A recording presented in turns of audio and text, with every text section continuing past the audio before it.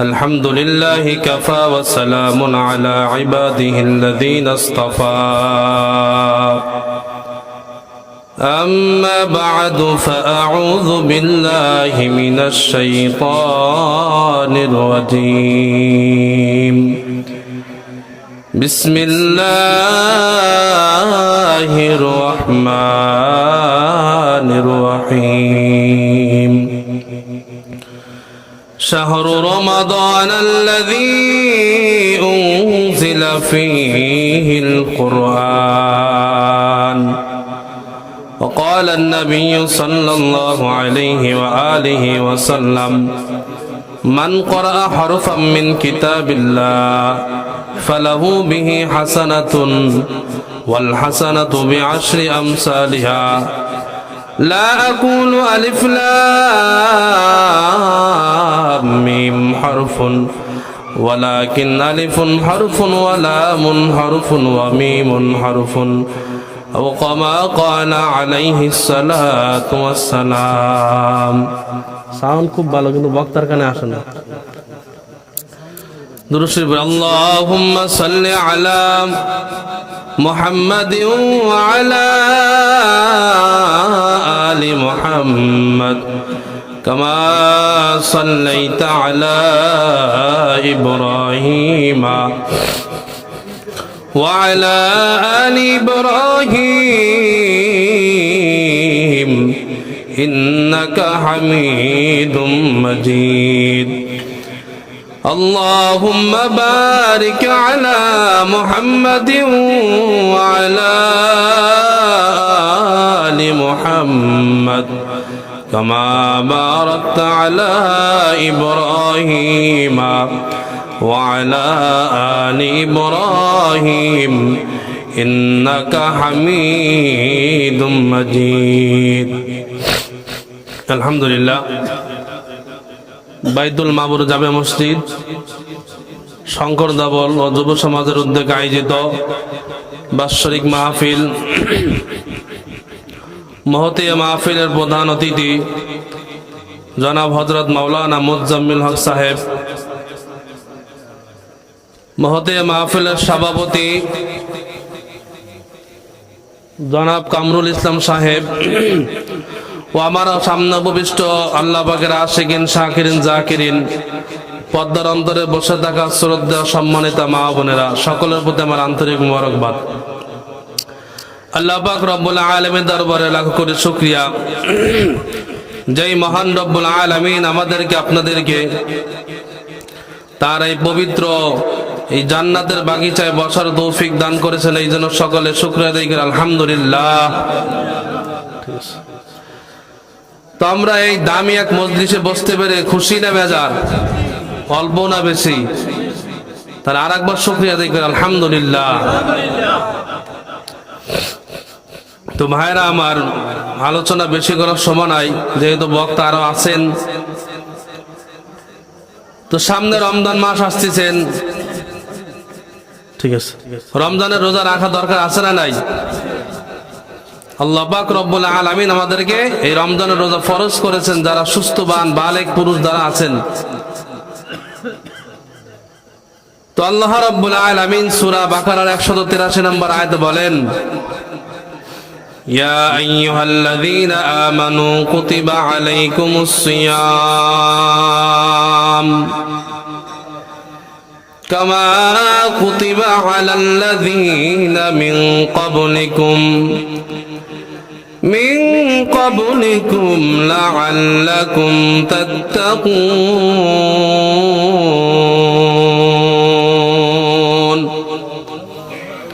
আল্লাহ রাব্বুল আলামিন এই আয়াতের ভিতর বলেন, হে মুমিনগণ, তোমাদের উপর রমজানের রোজা ফরজ করা হয়েছে কামা কুতিবা আলাল্লাযীনা মিন ক্বাবলিকুম, যেই রকম তোমাদের পূর্ববর্তী যারা ছিলেন তাদের উপর এই রমজানের রোজা ফরজ ছিল। তোমাদের একাদের উপর ফরজ নয়, এটা তোমাদের পূর্ববর্তী যারা ছিল তাদের উপরও ফরজ ছিল। এবার আল্লাহ রাব্বুল আলামিন বলেন লাআল্লাকুম তাত্তাকুন, যাতে তোমরা তাকওয়া অর্জন করতে পারো, পরেজগার হইতে পারো। এই রমজান আসতেছেন, রমজানের রোজা রেখে রেখে গুনার থেকে বাঁচবা, গুনার থেকে বেঁচে নিজেকে আল্লাহর বান্দা হিসাবে বেশি বেশি ইবাদত বন্দি করিয়া রোজা রাখিয়া আল্লাহ তাআলার কাছে মাকবুল বান্দা হিসাবে কবুল হওয়া। এই জন্য ভাইরা আমার, রমজান মাস সামনে আসতেছেন, তাকওয়া অর্জনের মাস, আমলের মৌসুম, অর্থাৎ বেশি বেশি আমল কামায়ের সময়। তাকওয়া অর্জনের মাস। তাকওয়া কাকে বলা হয়? তাকওয়া মানে আল্লাহর ভয়। যার ভিতরে আল্লাহর ভয় যত বেশি, আল্লাহ রাব্বুল আলামিন তাকে তত দামি বানাবেন। আল্লাহ রাব্বুল আলামিন বলেন ইন্না আকরামাকুম ইনদাল্লাহি আতকাকুম, তোমাদের মধ্যে ওই ব্যক্তি সবথেকে আল্লাহ তাআলার নিকট দামি, পছন্দনীয়, যার ভিতরে বেশি তাকওয়া, যার ভিতরে আল্লাহর ভয় বেশি। ভাইরা আমার, খলিফাতুল মুসলিমিন হযরত ওমর রাদিয়াল্লাহু তাআলা আনহু একদিন তিনি মরুভূমিতে হাঁটতেছেন। হাঁটতে হাঁটতে কিছু দূর যাওয়ার পর তার খুব পিপাসা লেগে গেল।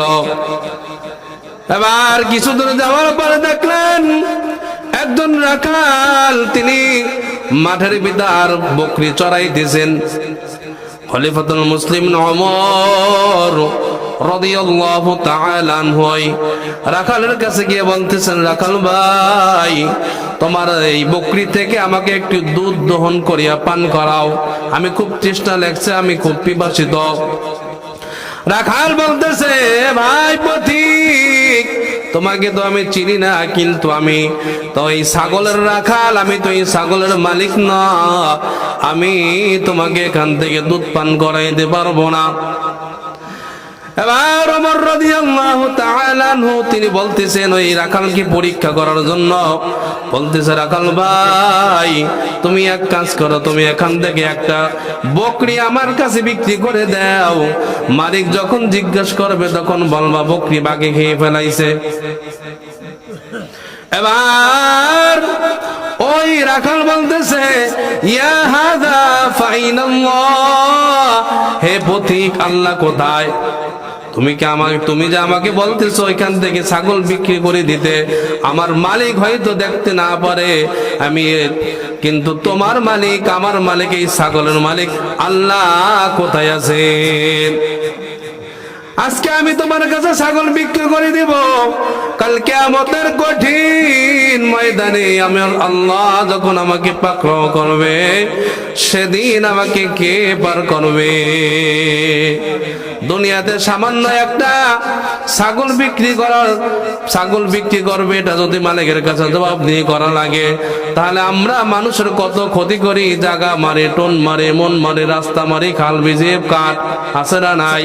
তাহলে এর হিসাব আল্লাহর কাছে কেমনে দেব? এই জন্য ভাইরা আমার, যার ভিতরে আল্লাহর ভয় থাকবে, যার ভিতরে আল্লাহ তাআলার ভয় তার অন্তরে থাকবে, সে কখনো মানুষের ক্ষতি করতে পারে না, সে কখনো মানুষের টাকা পয়সা অর্থাৎ মানুষকে কষ্ট দিতে পারে না, ঠিক কিনা? ভাইরা আমার, তো খলিফাতুল মুসলিমিন এই কথা বলার পর তিনি বুঝতে পারলেন যে আমার দেশের, আমার প্রজাদের ভিতরে একজন সাধারণ রাখালের ভিতরে কি পরিমাণ আল্লাহর ভয়। এই জন্য ভাইরা আমার, রমজান মাস সামনে আসতেছেন, এই রমজান মাসে বেশি বেশি ইবাদত বندگی করে আল্লাহর তাকওয়া অর্জন করতে হবে, ঠিক কিনা? এই রমজান খুব দামি এক ইবাদত। আল্লাহ পাক রব্বুল আলামিন প্রত্যেকটা আমলের বদলা ফেরেশতাদের মাধ্যমে দিবেন, কিন্তু রোজা এমন একটা ইবাদত, পয়গম্বর আলাইহিস সালাম বলেন, আল্লাহ তাআলা হাদিসে কুদসির ভিতর বলছেন, আল্লাহ পাক রব্বুল আলামিন বলেন আস-সাওমু লি ওয়া আনা আজজি বিহি, রোজা আমার জন্য আর এই রোজার প্রতিদান আমি আল্লাহ আমার বান্দাদের নিজ হাতে দেব। সুবহানাল্লাহ। এই রমজান পাইয়া পয়গম্বর হাদিসের ভিতর বলেন রমজান মাস পাইয়া যে গুনাহ মাফ করাইতে পারলো না এর ভিতর কবল ভরা আর কেউ নাই। এটা লম্বা একটা হাদিসের সঙ্গে বলতেছি যে রাসূল বলেন আমার নাম সরিয়া যে দুরূদ পড়লো না এর মতন কবল ভরা সে ধ্বংস হোক।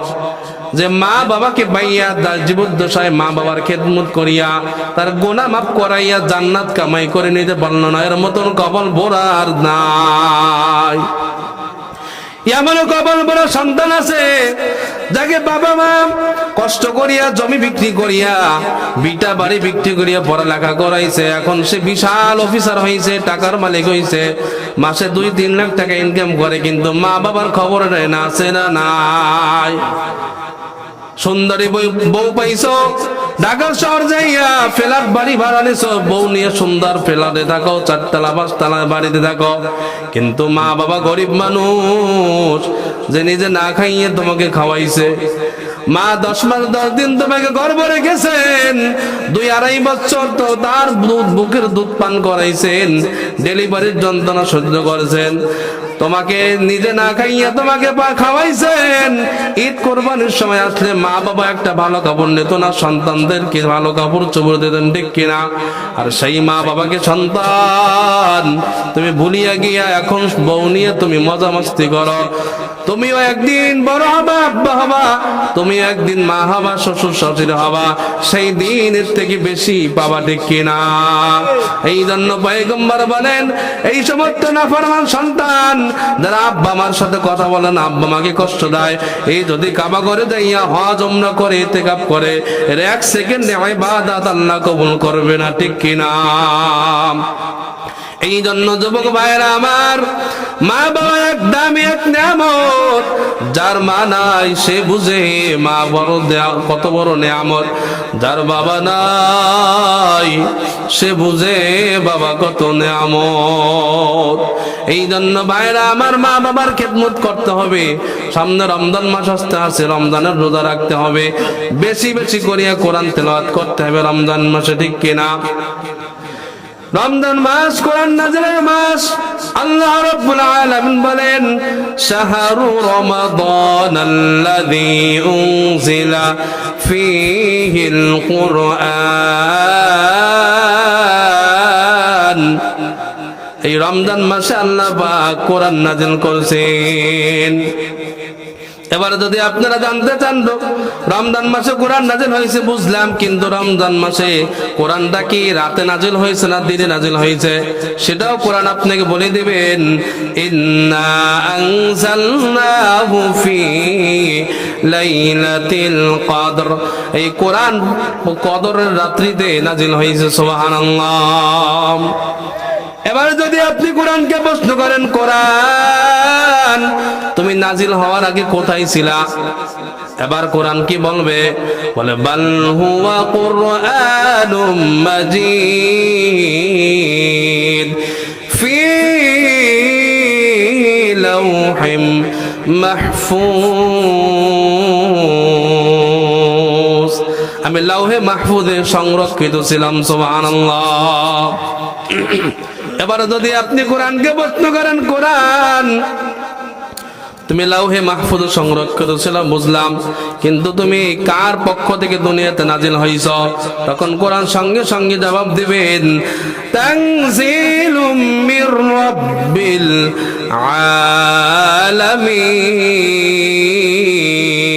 আলামিন, আমি দয়াময় রবের পক্ষ থেকে নাজিল হইছি, আল্লাহর পক্ষ থেকে আমি দুনিয়াতে আসছি। সুবহানাল্লাহ। এবার যদি কোরআনকে বলেন, কোরআন তুমি কি একে একে আসছো না কার সঙ্গে আসছো?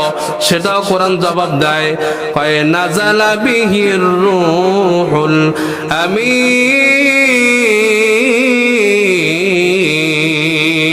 আমিন, আমি রুহুল আমিন, অর্থাৎ জিবরাইলের আরেক নাম হলো রুহুল আমিন, আমি রুহুল আমিন জিবরাইলের সঙ্গে দুনিয়াতে আসছি। সুবহানাল্লাহ। এবার যদি আপনি কোরআন কি জিজ্ঞাসা করেন, কোরআন তুমি তুমি যে দুনিয়াতে আসছো, কেন আসছো, কিছুর জন্য আসছো? তখন কোরআন জবাব দেবে, লিতুখরিজান নাসি ইলাজ জুলমিনাজ জুলুমাতি ইলান নূর।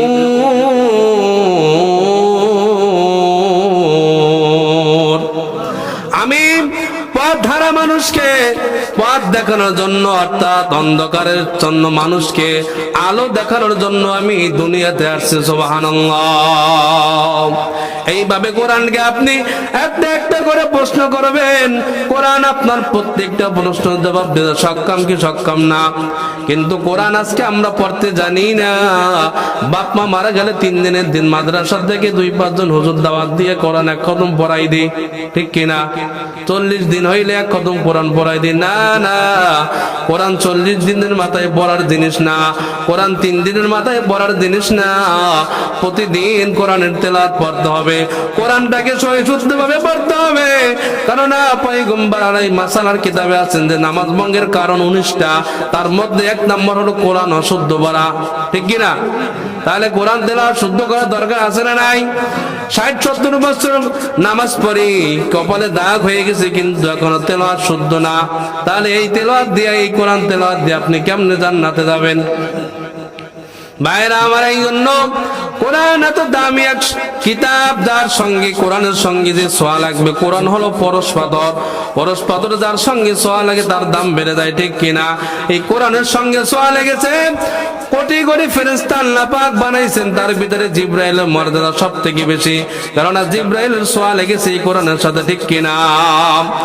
লক্ষাধিক পয়গম্বর নবী রাসূল আল্লাহ পাক দুনিয়ার জমিনে পাঠাইছেন, তার ভিতরে আমাদের নবী, বিশ্ব নবী, শেষ নবী মুহাম্মদুর রাসূলুল্লাহ সাল্লাল্লাহু আলাইহি ওয়াসাল্লাম সবথেকে দামি রাসূল এই কোরআনের কারণে। কোরআন নাজিল হয়েছে মক্কা মদিনায়। মক্কা মদিনার নাম নিলে আমরা সম্মানের সাথে উচ্চারণ করি মক্কাতুল মুকাররমা, মদিনাতুল মুনাওয়ারা, ঠিক কিনা? কারণ এখানে কোরআন নাজিল হয়েছে, কোরআনের সাথে সম্পর্ক হয়েছে, তার মদিনার দাম বেড়ে গেছে, মক্কার দাম বেড়ে গেছে।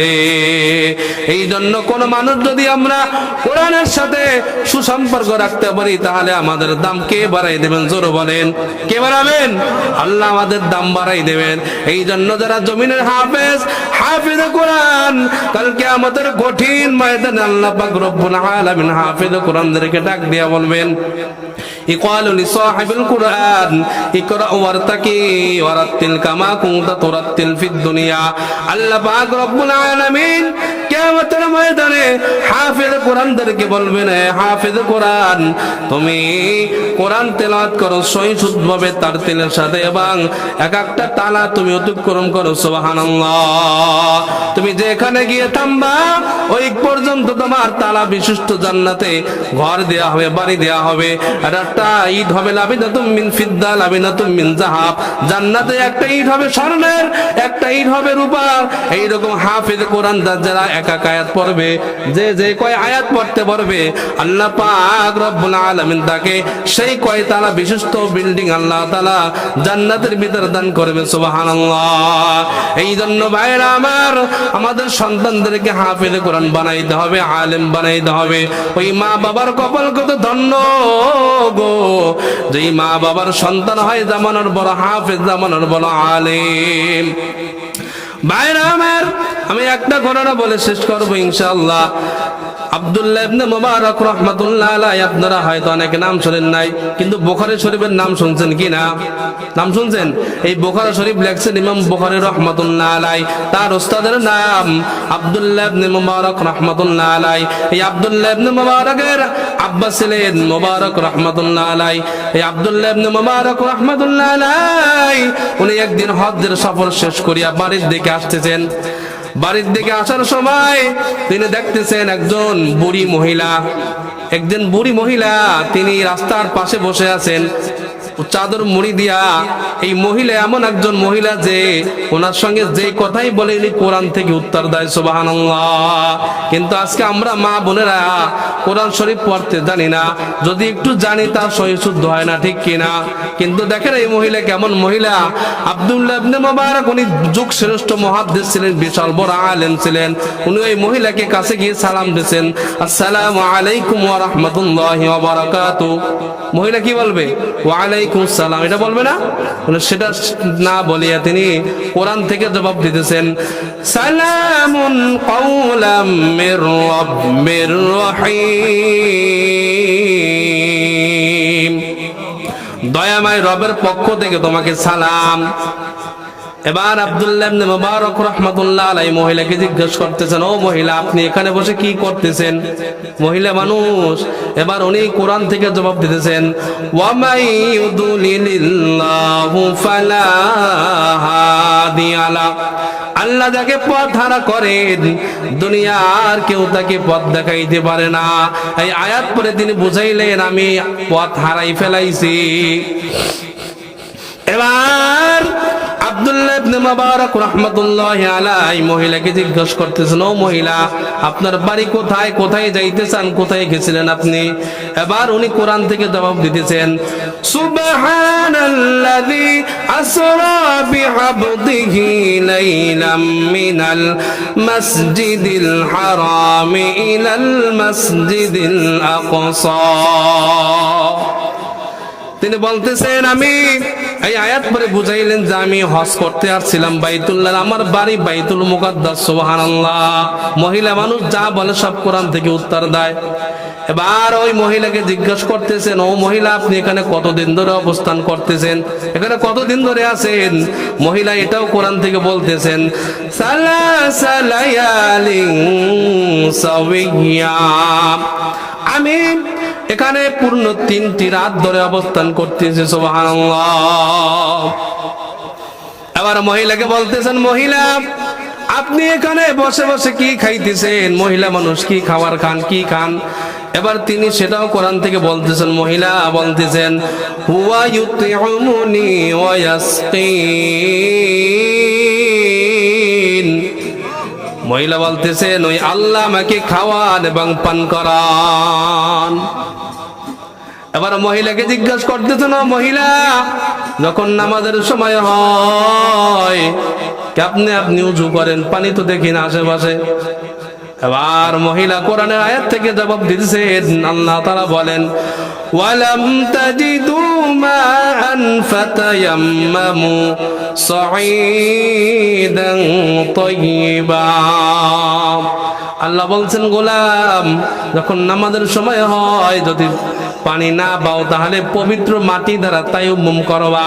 মহিলা এই আয়াত পড়ে বুঝাইলেন যে আমি পবিত্র মাটি দ্বারা তায়াম্মুম করি নামাজের সময় হইলে।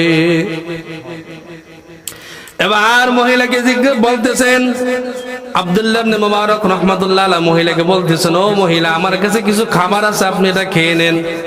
খাবার খাবে কি খাবে না এটাও তিনি কোরআন থেকে বলতেছেন আতিম্মুস সিয়ামা ইলাল লাইল। মহিলা বলতেছেন আল্লাহ বলছেন এই আয়াত পড়ে বুঝাইতেছেন, আল্লাহ বলছেন তোমরা রোজাকে রাত পর্যন্ত পূর্ণ করো। অর্থাৎ এই আয়াত পড়ে বুঝাইলেন যে আমি রোজা রাখছি, তোমার খাবার খাবো না। এবার ওই আব্দুল্লাহ ইবনে মুবারক রাহমাতুল্লাহি আলাইহি তিনি বলতেছেন, ও মহিলা রমজান মাসে যদি সফর থাকে, সফরের অবস্থায় যদি হয় তাহলে রমজানের রোজাও তো ভাঙা জায়েজ আছে, তাহলে এটা তো রমজান মাস নয়, তুমি রোজাটা ভেঙে খেয়ে নাও। এবার মহিলা কোরআনের আরেকটা আয়াত পড়ে জবাব দিতেছেন ওয়া আন তাসুমু খায়রুল লাকুম ইন কুনতুম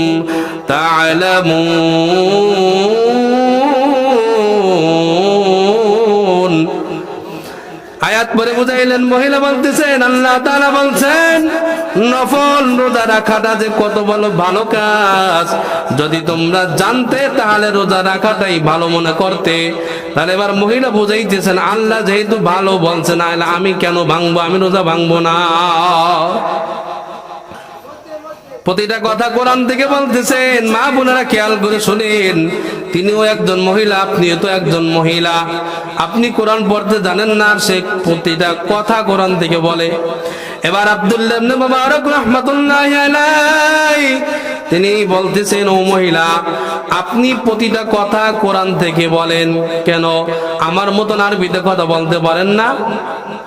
এবার এই কথার জবাবে তিনি কোরআনে আরেকটা আয়াত পড়ে জবাব দিলেন, মা ইয়ালফিযু মিন কাওলিন ইল্লা লাদাইহি রাকীবুন আতীদ।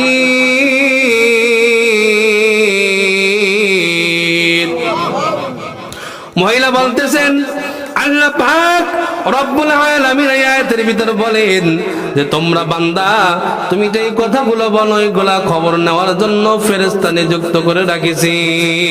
সুতরাং কাল কিয়ামতের কঠিন ময়দানে প্রত্যেকের আমলনামা যখন হাতে দেওয়া হবে, নেক আমল করলে তার আমলনামা ডান হাতে আসবে, বদ আমল করলে তার আমলনামা বাম হাতে আসবে।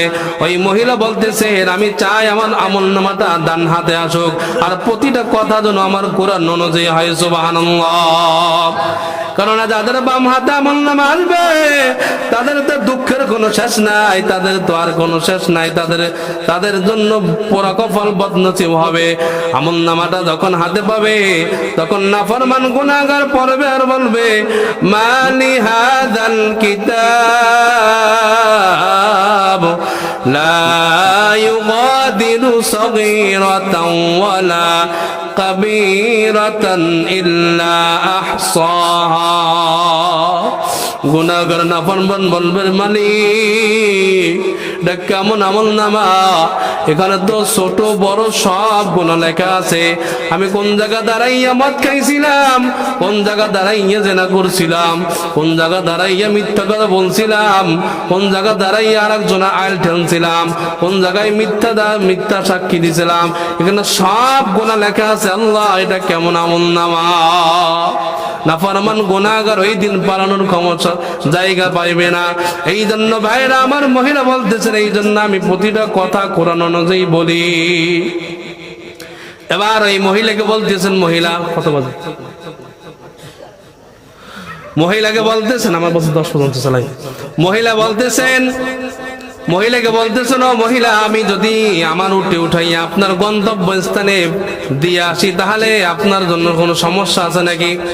এবার মহিলা বলতেছেন যে তুমি যদি কোনো ভালো কাজ করো তাহলে তার প্রতিদান আল্লাহ তাআলা দিবেন, অর্থাৎ বুঝাইলেন আমাকে দিয়ে আসো, কোনো সমস্যা নাই।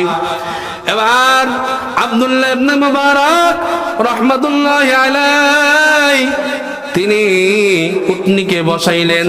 যখন মহিলা উঠতে যাবেন আব্দুল্লাহ ইবনে মুবারক রাহমাতুল্লাহি আলাইহি তার দিকে তাকাইয়াছেন।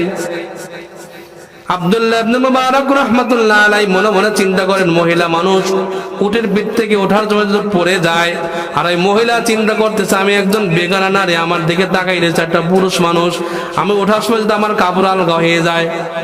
এবার ওনাকে অন্যদিকে কেমনে ফিরাবে, উনি কোরআনের একটা আয়াত পড়লেন কুল লিল মুমিনিনা ইয়াগুদ্দু মিন আবসারিহিম। আল্লাহ পাক রব্বুল আলামিন নবীকে বলছেন ও নবী আপনি মুমিন পুরুষদেরকে বলে দেন তারা যেন তাদের দৃষ্টি তাদের চক্ষু বেগানা নারীর থেকে অন্যদিকে ঘুরাই রাখে। এই আয়াত পড়ে বুঝাইলেন ও মুহাদ্দিস সাহেব আপনি একজন পুরুষ মানুষ, আমি মহিলা মানুষ, আমি ঘোড়ার পিঠে উটুরে পিঠে উঠতে যাই আমার কাপড় আলগা হয়ে যাইতে পারে, আপনি চক্ষু অন্যদিকে ফেরান। সুবহানাল্লাহ। এবার আব্দুল্লাহ ওই মহিলা এবার যখন উটের পিঠে উঠলেন, ওঠার পর তিনি দোয়া পড়তেছেন, আল্লাহ শুকর আদায় করতেছেন সুবহানাল্লাযী সাখখারা লানা হাযা ওয়া মা কুন্না লাহু মুকরিনিন ওয়া ইন্না ইলা রাব্বিনা লামুনকালিবুন। তিনি বলতেছেন আল্লাহ পাক রব্বুল আলামিন পবিত্র ওই আল্লাহর প্রশংসা যিনি আমাদেরকে এই প্রেরণা থেকে আয়াত্ত দিন করে দিয়েছেন, আমাদের ক্ষমতা ছিল না তার আয়াত্ত করার, এবং সর্বশেষ তার কাছে ফিরে যেতে হবে। সুবহানাল্লাহ। ভাইরা আমার আব্দুল্লাহ ইবনে মুবারক রাহমাতুল্লাহি আলাইহি তিনি এবার ওই উটের পিঠে ওঠানোর পর মহিলাকে এবার তিনি জোরে জোরে তাড়াইতেছিলেন এবং চিল্লাচিল্লি করতেছিলেন। এবার এই মহিলা এটা কেমনে থামাবেন, তিনি কোরআনের একটা আয়াত পড়লেন ওয়াকসিদি ফি মাশইকা ওয়াগদুদ মিন সাওতিক। যে তোমরা তোমাদের স্বরকে নিচু করে এবং মধ্যম পন্থায় হাঁটো, অর্থাৎ বেশি চিল্লাচিল্লি করবে না এবং আস্তে আস্তে হাঁটো, স্বাভাবিক পন্থায় হাঁটো। এবার আব্দুল্লাহ ইবনে মুবারক বলেন, আমি আমার স্বর নিচু করলাম, আস্তে আস্তে হাঁটা শুরু করলাম। এবার আব্দুল্লাহ ইবনে মুবারক বলতেছেন, আমি আরবি কিছু কবিতা পড়তেছিলাম, এইটা শোনার পর মহিলা আমাকে কোরআনের একটা আয়াত পড়ে শোনাইলেন, ফাকরাউ মা তায়াসসারা মিনাল কুরআন।